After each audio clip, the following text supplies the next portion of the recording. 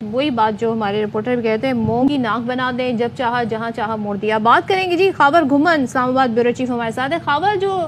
Last days میں ہم نے قانون سازی دیکھی، پھر وزیر اعظم یہ بھی کہتے نظر آ رہے ہیں کہ بڑے مشکل حالات میں حکومت ملی، معیشت کے بڑے مسائل تھے، ہم نے اسے بھی ٹریک پہ لانے کی کوشش کی، بڑے خوش اسلوبی سے معاملات ہم نے چلائے۔ سو اوورآل کیا آپ اس حکومت کی جاتے جاتے کارکردگی پہ تجزیہ کریں گے؟ دیکھیں جی، کسی بھی جمہوری ملک کے اندر ایک حکومت جب اپنا وقت پورا کرتی ہے تو اس کے اوپر جو ججمنٹ آتی ہے، جیوری کا جو فیصلہ آتا ہے، وہ وہاں کی عوام جو ہے وہ اپنے ووٹ کے ذریعے فیصلہ دیتی ہے کہ حکومت نے کتنا اچھا پرفارم کیا، معیشت کیسے سنبھالی، حالات کتنے نامساعد تھے، مشکل تھے جن کو سامنے رکھتے ہوئے پرفارمنس دی گئی۔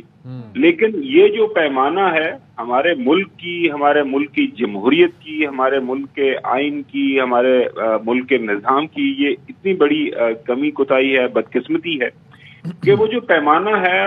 اس کے اوپر ہی جو ہے بہت زیادہ شکوک و شبہات پیدا ہو گئے۔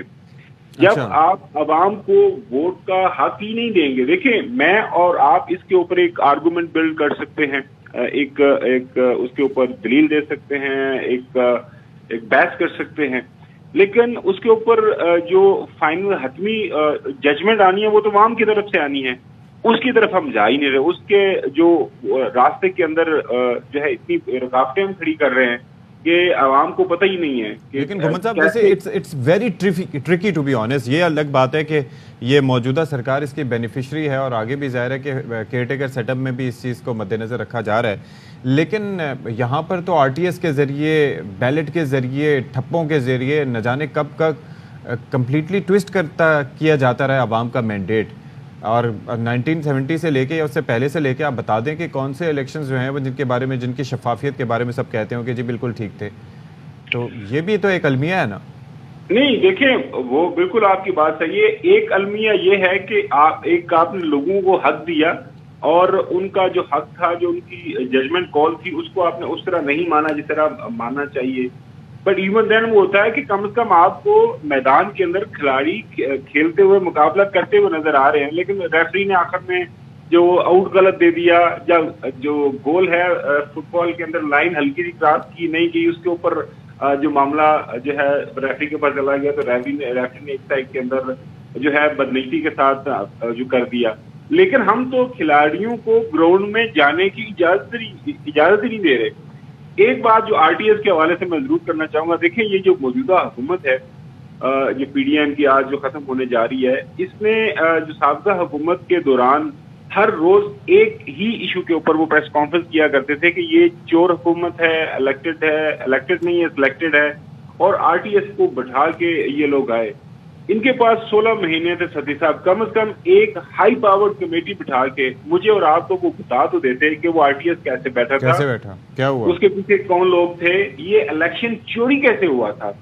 اور جناب اعلیٰ اس کے بعد الیکشن ہوئے، جو ضمنی انتخابات ہوئے، آپ نے بھی ان کے نتائج دیکھے، ہم نے بھی دیکھے، لیکن وہ سارا قصہ پائرینہ ہو گیا، اس کو اب بھول جائے۔ دیکھیں ماضی کی اگر ہم باتیں کرتے رہیں گے، دیکھیں پاکستان کی انتخابی تاریخ کے اندر سدی صاحب اور صدر صاحبہ ایک واحد واقعہ ہے جس میں نہ صرف انویسٹیگیشن ہوئی، سپریم کورٹ کے اندر کیس چلا اور وہاں سے ایک فیصلہ آیا کہ ہاں الیکشن چوری ہوا ہے، پیسے لگے ہیں، رشوت بانٹی گئی ہے۔ اس وقت کے آرمی چیف اور D G I S I کی طرف سے بیانات آئے کہ ہاں پیسے لیے گئے۔ مہران بینک اسکینڈل کی میں بات کر رہا ہوں، جو ہے اطہر خان کیس کوئی بھی ایسا اسکینڈل نہیں ہے خاور جس کے بارے میں ہم کہتے ہیں نا کہ وہی حتمی طور پہ کسی نتیجے پر پہنچا جاتا ہے، اور اس کے بعد تو اگر اور پیچھے جائیں تو یہی بے نظیر صاحبہ تھیں اور یہی نواز شریف صاحب سے انہوں نے چارٹر آف ڈیموکریسی میں کیا کیا ایک دوسرے سے وعدے بعید کیے تھے۔ بہرحال تھینک یو سو مچ خاور من صاحب۔ بعد میں یہ بھی کہا گیا تھا کہ وعدے قرآن اور حدیث نہیں، یہ تو آصف علی زرداری صاحب نے کہا تھا نا۔ آج بلاول یہ کہہ رہے ہیں کہ جی آپ اپنی طرز حکومت دیکھیں، آپ نے ہمارے لیے 30 سال اگلے مشکل کر دیے ہیں۔ کیا بات ہے سر، کیا بات ہے۔ بریک لیتے ہیں۔